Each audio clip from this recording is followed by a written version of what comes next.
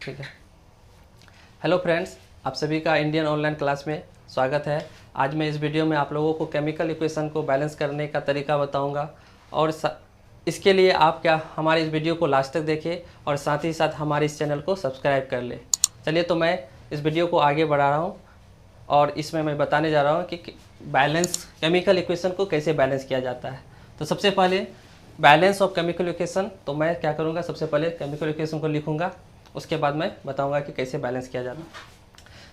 चलिए सबसे पहले हम किसी इक्वेशन को बैलेंस करने से पहले कुछ मेथड है उसके बारे में जान लें। सबसे पहले हमें क्या करना चाहिए, कुछ बात है जिसके बारे में हम लोग को ध्यान में, बैलेंस करने से पहले कुछ बातों को ध्यान में रखना चाहिए।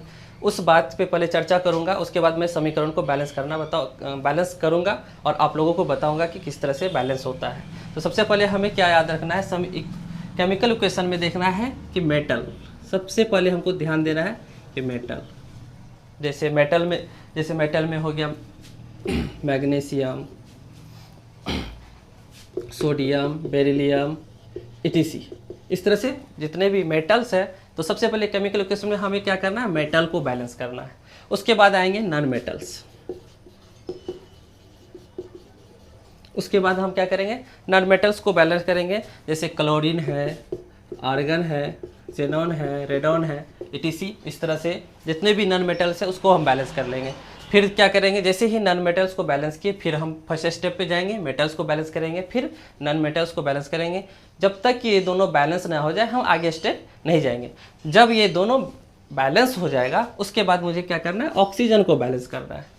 जबकि ऑक्सीजन भी नॉन मेटल्स है, लेकिन उसके बाद हमें ऑक्सीजन को बैलेंस करना है और लास्ट में हाइड्रोजन को बैलेंस करना है। तो सबसे पहले क्या करेंगे, मेटल्स को बैलेंस करेंगे, उसके बाद नॉन मेटल्स को बैलेंस करेंगे, फिर जाएंगे मेटल्स को देखेंगे कि ये पे बैलेंस है कि नहीं, उसके बाद फिर नॉन मेटल्स को, दोनों बैलेंस हो जाएगा। उसके बाद हम ऑक्सीजन को बैलेंस करेंगे। ऑक्सीजन को बैलेंस करने के बाद फिर पहला स्टेप जाएंगे मेटल्स में, फिर मेटल्स को बैलेंस करेंगे, नॉन मेटल्स को बैलेंस करेंगे, उसके बाद ऑक्सीजन को बैलेंस करेंगे। जब ये तीनों बैलेंस हो जाएगा उसके बाद हम हाइड्रोजन को बैलेंस करेंगे और उसके बाद फिर सारे का सारे को देख लेंगे पहला स्टेप से लास्ट स्टेप तक कि बैलेंस हुआ या नहीं। चलिए तो अब मैं समीकरण को लूँगा और बताऊंगा कि कैसे बैलेंस होता है। ठीक है बेटे, चलिए तो मैं पहला समीकरण ले रहा हूँ, कार्बन प्लस ऑक्सीजन, इससे बनता है कार्बन मोनोऑक्साइड।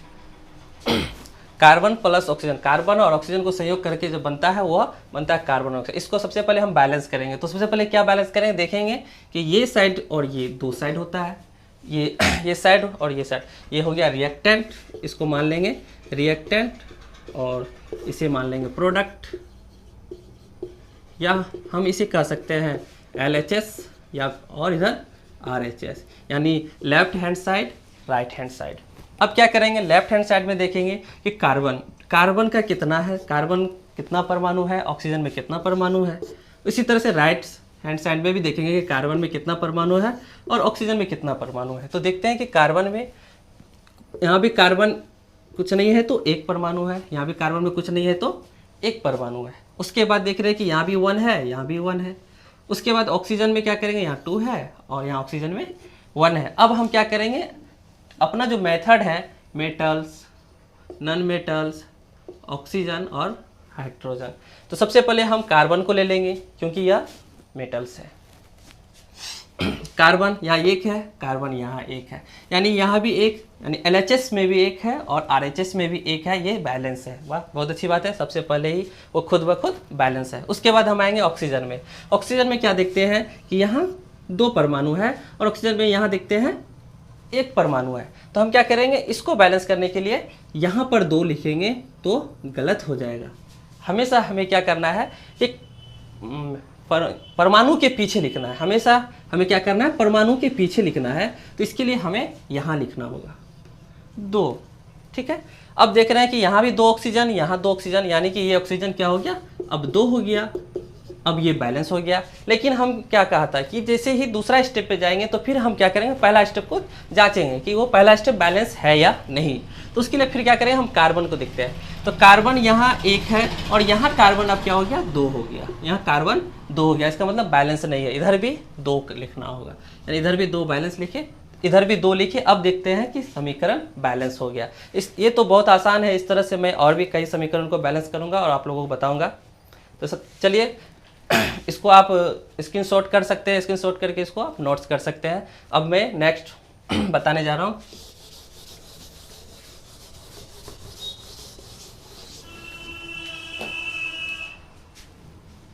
दूसरा है मैग्नीशियम नाइट्राइट,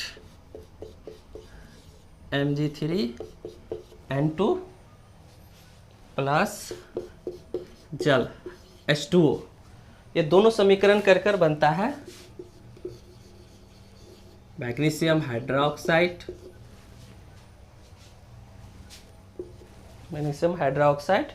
और अमोनिया।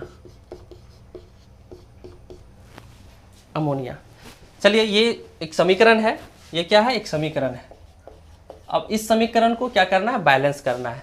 तो इस समीकरण को बैलेंस करने के लिए हम सबसे पहले क्या करेंगे?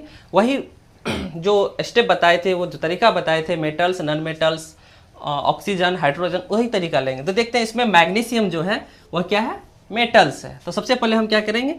इधर ले लेते हैं LHS और इधर ले लेते हैं RHS। आप अगर रिएक्टेंट और प्रोडक्ट लेना चाहेंगे तो वो भी ले सकते हैं, आपकी मर्जी। तो सबसे पहले LHS में देखते हैं, मैग्नीशियम Mg है, वह कितना है? 3 है। RHS में मैग्नीशियम देखते हैं तो वह कुछ नहीं है, यानी 1 है। ठीक है। अब आते हैं नेक्स्ट मेटल्स। उसके बाद लिखते हैं नाइट्रोजन, वह 2 है, और इधर नाइट्रोजन कुछ नहीं है तो 1 है। उसके बाद ऑक्सीजन कुछ नहीं है तो 1 है, इधर ऑक्सीजन 2 है। उसके बाद हाइड्रोजन, यहाँ 2 है और यहाँ हाइड्रोजन 2 है। ठीक है। चलिए अब जो है क्या करेंगे? हम लोग इसको बैलेंस करेंगे। तो इसमें हमको ये सिर्फ क्या करना, दिखाना है। अब बैलेंस कैसे करना है? तो मेटल्स, नॉन मेटल्स, ऑक्सीजन और हाइड्रोजन। सबसे पहले मेटल्स, मैग्नीशियम मेटल्स है तो मैग्नीशियम 3 है और यहाँ मैग्नीशियम 1 है, तो यहाँ हम 3 दे देंगे, यानी मैग्नीशियम और मैग्नीशियम क्या हो गया? बैलेंस हो गया। अब नेक्स्ट है नॉन मेटल्स। तो नाइट्रोजन नॉन मेटल्स है, नाइट्रोजन को बैलेंस करेंगे तो यहाँ नाइट्रोजन 2 है और नाइट्रोजन यहाँ 1 है, तो इसके लिए हम क्या करेंगे? यहाँ पर 2 दे देंगे और नाइट्रोजन भी बैलेंस हो गया। हम बोले थे कि जब नाइट्रोजन को बैलेंस, यानी कि जब हम नॉन मेटल्स को बैलेंस करेंगे तो फिर हमको पहला स्टेप मेटल्स में जाना है। तो उसके लिए फिर हम मैग्नीशियम में देखते हैं, तो यहाँ मैग्नीशियम 3 है, यहाँ भी 3 है। चलिए बैलेंस है। नाइट्रोजन, अभी जो हम नाइट्रोजन को बैलेंस किए कि नाइट्रोजन यहाँ 2 है और यहाँ भी नाइट्रोजन 2 हमने लिख के उसको भी बैलेंस कर दिया। अब आगे ऑक्सीजन में आते हैं।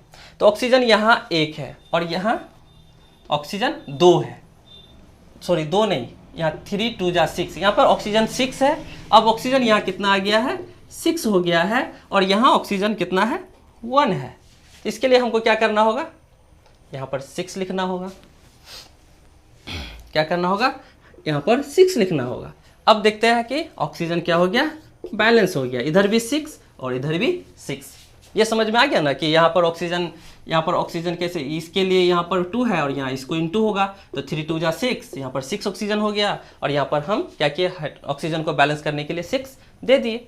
चलिए अब फिर हम क्या करेंगे? जाएंगे मेटल्स में। तो मेटल्स 3, यहाँ भी मेटल्स 3, नाइट्रोजन 2 और यहाँ नाइट्रोजन 2। चलिए ये भी बैलेंस है। ऑक्सीजन 6 दोनों तरफ बैलेंस है। अब बचा तो क्या बचा? हाइड्रोजन बचा। अब हाइड्रोजन को बैलेंस करना है तो उसके लिए क्या करना है? हाइड्रोजन को यहाँ देखते हैं कि 6 दूना 12 हाइड्रोजन है, और यहाँ हाइड्रोजन देखते हैं तो 3 दूना 6, यहाँ पर 3 दूना 6 हाइड्रोजन और यहाँ 3 दूना 6 हाइड्रोजन, यानी यहाँ भी 12, यानी यहाँ भी हाइड्रोजन क्या है? 12 है और यहाँ भी हाइड्रोजन क्या है?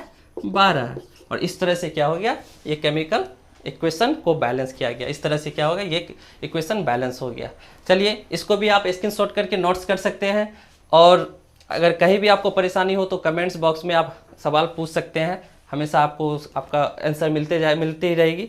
चलिए अब मैं तीसरा इक्वेशन लेता हूँ।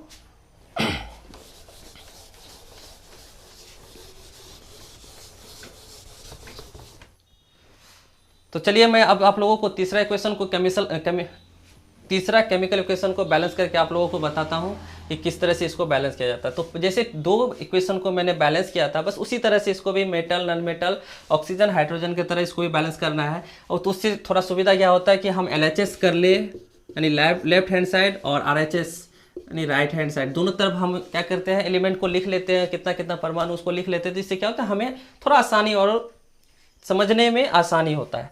इसलिए मैं थोड़ा इसको इस तरह बताऊँ। मैं चाहूँगा तो इसको डायरेक्ट भी बना सकते हैं। डायरेक्ट ऐसे देखिए कि यहाँ पर Mn है, यहाँ पर 1, यहाँ पे 1 है, ये बैलेंस है। क्लोरीन यहाँ पर क्लोरीन 1 है, यहाँ पर क्लोरीन 2 यहाँ है, 2 यहाँ 4 है। इस तरह से हम यहाँ पर 4 देखिए। लेकिन उससे अच्छा है कि इधर अगर उसको लिख के बैलेंस किया जाए तो ज़्यादा बेहतर होगा। तो इसके लिए हम क्या करते हैं, लिख लेते हैं।